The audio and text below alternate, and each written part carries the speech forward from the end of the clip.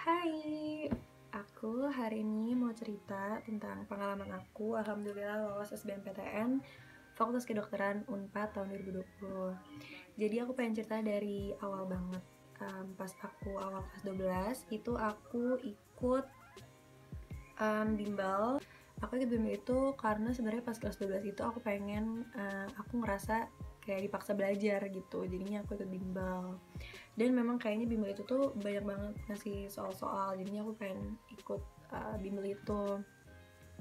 Nah, pas awal aku ikut bimbel itu sebenarnya aku nggak begitu rajin yang kayak ngulang-ngulang soal terus tuh enggak. Jadi cuman kalau misalkan aku dikasih soal, aku kerjain, dan kalau misalkan emang ada tryout ya aku belajar kayak H-1, H-2 kayak gitu. Jadi belum rajin-rajin banget gitu pas awal kelas 12.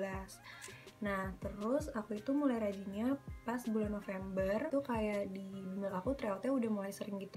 Nah, di situ aku mulai rajin belajar, karena memang ya harus diulang-ulang gitu TO-nya. Jadinya makanya aku udah mulai sering-sering lupa soal, ngerjain soal, tapi sumber soal aku itu masih cuman dari bimbel aku ini aja. Pas awal tahun 2020, yaitu bulan Januari, sekolah aku itu ngumumin anak-anak yang dapat kuota SNMPTN. Terus aku itu alhamdulillah dapat kuota SNMPTN. Waktu itu aku ngambilnya di FK UPN Jakarta sama di FKG Unpad.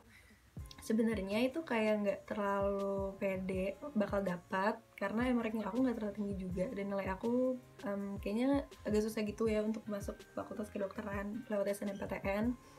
Tapi aku masih berharap gitu, karena takut aja gitu, pengen SBMPTN tuh aku agak takut waktu itu. Terus pas bulan Maret pertengahan kan kita udah mulai online ya, udah mulai online. Nah, di situ bimbelnya juga otomatis online dong. Pas bimbel online itu menurut aku kurang efektif, karena kayak aku jadi kurang terpacu aja gitu untuk belajar. Jadi kalau misalkan waktu itu tuh belum diumumin ya kalau misalkan kita cuman TPS doang. Kalau misalkan aku nemuin soal kayak fisika atau matematika yang susah, itu aku nggak ada usaha untuk ngerjain soalnya. Kayak ya udah aku skip aja gitu ngerjainnya, karena aku nanya ke gurunya juga susah, harus WA, dan WA itu kan nggak bisa langsung dijawab kayak kalau misalkan kita offline gitu kan.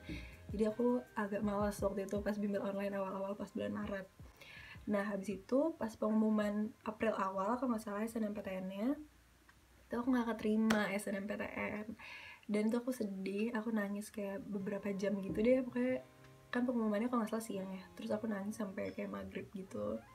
Aku nangis terus, tapi teman-teman aku banyak yang support, keluarga aku, orang-orang terdekat aku pokoknya banyak yang support. Dan akhirnya aku waktu itu mutusin aku pengennya di FK Unpad atau nggak di FK UI. Setelah aku nggak keterima SNMPTN itu, aku istirahat dulu 2 minggu nggak belajar, karena aku lagi pengen nyari motivasi aja dan semangat. Dan ini tips pertama dari aku, menurut aku penting banget nyari motivasi dan semangat yang kuat, karena ya motivasi dan semangat ini yang akan bikin kalian tuh kuat gitu ngejalanin perjuangan untuk menuju UTBK. Aku mulai buat jadwal belajar. Jadi aku buat jadwal belajarnya itu aku tempel-tempelin gitu di kamar aku. Dan aku itu mulainya dari tanggal 19 April deh kalau nggak salah. Ini aku tunjukin jadwalnya. Tapi ini udah kayak udah bengkok-bengkok gitu, soalnya aku lipat kan. Nah, gini. Ini jadwal belajar aku kayak gini. Jadi ini tuh kayak emang ada bulan-bulannya, kayak ada April, Mei, dan lain-lain. Aku itu mulai belajar dari nge-review soal dari bimbel aku. Jadi kan aku bimbel dari awal kelas 12 tuh, itu kan banyak banget dapet soal, kayak lembaran-lembaran soal, itu aku review ulang. Nah, pas bulan Mei itu aku sebenarnya lupa ya kapan kita diumumin untuk UTBK-nya tuh cuma TPS doang. Tapi pas udah diumumin TPS doang, aku merasa kayaknya soal dari bimbel aku itu kurang banyak buat TPS-nya, karena aku itu jarang banget belajar TPS. Aku biasanya cuma belajar TKA doang, dan tiba-tiba dikasih tahu UTBK cuma TPS, aku agak panik waktu itu. Jadinya aku ngerasa aku butuh soal TPS-nya tuh lebih banyak. Akhirnya aku waktu itu nyoba lihat-lihat soal di Twitter, karena Twitter kan rame banget ya pas UTBK tahun 2020 kemarin. Jadi di situ aku nemu soal banyak banget dari berbagai macam sumber, berbagai macam jenis juga. Tips kedua dari aku adalah penting banget buat kita tuh nyari soal sebanyak-banyaknya dengan berbagai jenis soal, kesulitan yang berbeda, sumber-sumber yang berbeda, karena nantinya kalian tuh bakal bisa lebih cepat gitu beradaptasi. Terus kalau misalnya kita nemuin jenis soal seperti apa, kita langsung kayak oh iya ini cara ngerjain itu kayak gini gitu. Nah jadi aku nyari soal banyak banget dari Twitter. Aku juga nyari soal dari Zenius, karena waktu itu Zenius juga ngasih soal tuh banyak banget yang bisa di download dan bisa di print. TO yang aku ikutin rutin itu, yang kayak tiap minggu aku ikutin itu adalah Pahamify, karena menurut aku itu yang paling enak aja gitu ngerjainnya. Jadinya aku ikutin Pahamify, bukan berarti dia paling mudah, tapi menurut aku emang paling enak aja gitu soalnya. TO pertama yang aku ikutin di Pahamify itu kalau nggak salah bulan Mei, dan nilai aku itu kalau nggak salah 500 sampai 600, aku lupa.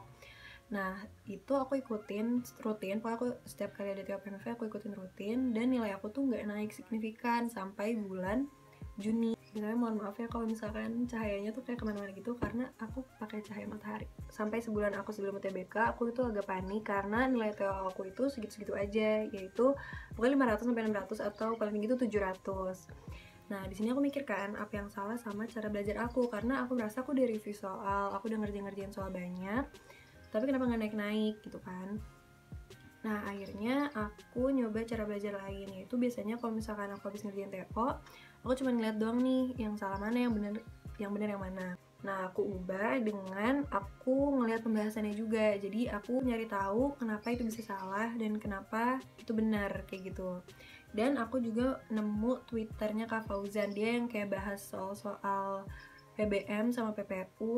Di situ yang mulai naikin nilai bahasa Indonesia aku. Nah dengan cara belajar aku yang baru ini, alhamdulillah nilai tryout aku yang Pahamify itu naik dari 700, 800, sampai 900.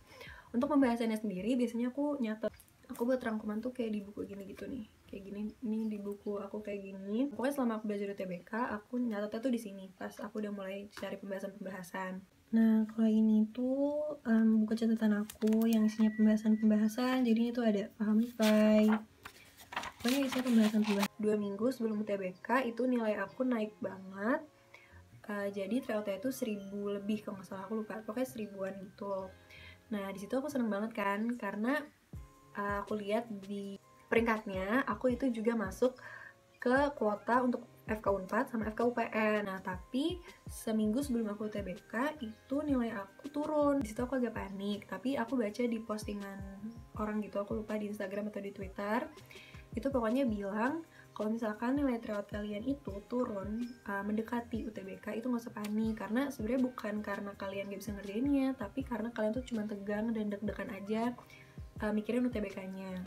Terus ada juga postingan lain bilang kalau misalkan sebenarnya nilai tryout rendah atau tinggi itu nggak terlalu penting, karena yang penting itu gimana cara nanti kalian ngerjain pas UTBK-nya, karena semua orang itu punya peluang yang sama. Akhirnya pas hari H UTBK aku itu gak belajar lagi dulu. Pas masuk ruangannya juga aku berdoa, aku udah gak nge-review soal lagi karena aku pengen pikiran aku tenang. Dan pas keluar ruangan itu sebenarnya aku ngerasanya lega aja sih, karena setelah belajar berbulan-bulan akhirnya aku selesai gitu UTBK-nya. Ya, UTBK-nya itu aku ngambil FK Unpad sama FK UPN Veteran Jakarta. Nah pas buka pengumuman itu aku udah bilang ke diri aku untuk bersyukur aja, untuk menyerahkan semuanya gitu, karena aku merasa aku udah belajar, jadi aku tinggal menyerahkan aja hasilnya sama Allah. Pas aku baca, alhamdulillah aku lolos pilihan pertama aku, yaitu Fakultas Kedokteran Universitas Pajajaran.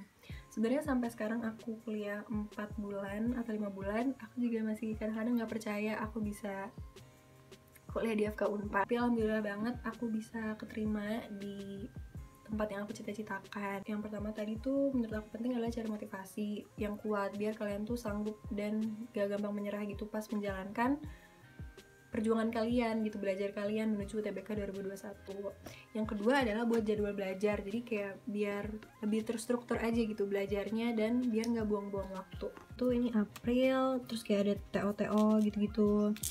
Terus ini bulan Mei, dan ini bulan Juni. Aku itu belajar waktu H-1,5 bulan UTBK, aku belajar dari jam 10 sampai jam 6 sore. Tapi itu pakai istirahat ya, nggak tanpa istirahat gitu. Jadi aku belajar misalkan 2 jam, abis itu aku istirahat sampai jam 6 sore kayak gitu. Nah, aku ngerjain soal dulu sebanyak-banyaknya. Misalkan yang aku nggak bisa aku lewatin, dan nanti di akhir aku belajar baru aku cari pembahasan tentang soal yang aku nggak bisa kerjain tadi. Yang menurut aku penting juga itu diskusi sama teman kalau misalnya ada soal yang menurut aku terlalu sulit. Tips yang keempat adalah cari banyak banget soal. Jadi aku ngeprint banyak banget soal nih kayak gini-gini gitu, dan ini ada banyak banget soal-soal yang aku print nih, aku simpen semuanya di map kayak gini. Ini soal-soal yang aku print dan soal-soal dari bimbel up. Tips yang selanjutnya adalah ikut tryout online, tapi jangan ikut tryout online tuh kayak setiap hari, atau jangan terlalu sering-sering, karena yang aku baca juga kan tryout itu sebenarnya untuk mengukur kemampuan kalian atau perkembangan kalian selama belajar kan. Jadinya jangan sering-sering, misalkan kayak seminggu sekali aja atau 2 minggu sekali. Waktu itu juga aku sempet kayak tiap hari tryout, tapi jadinya kayak merasa nggak bisa terus karena ya aku nggak belajar, aku cuma tryout doang gitu. Nah dari itu aku mulai tryout tuh cuma sekali seminggu, jadi seminggunya itu aku lihat pembahasan soal-soal lain, baru aku ngukur kemampuan aku di tryout yang seminggu sekali itu. Tips yang terakhir adalah istirahat dan refreshing. Jangan sampai kalian terlalu asik belajar sampai lupa refreshing, jalan-jalan, kesehatan kalian, kesehatan mental, fisik, dan lain-lain itu jangan sampai lupa. Biasanya kalau misalkan aku emang udah burn out banget, udah capek banget belajar, aku libur sehari, jadi seharian itu biasanya aku nonton atau aku jalan-jalan sama teman, sama keluarga. Nah itu cerita pengalaman aku lolos SBMPTN tahun 2020. Buat kalian yang kelas 12, yang gap year, yang mau ikut UTBK tahun 2021, semangat terus belajarnya dan semoga kalian bisa dapat apa yang kalian cita-citakan selama ini. Semangat, bye!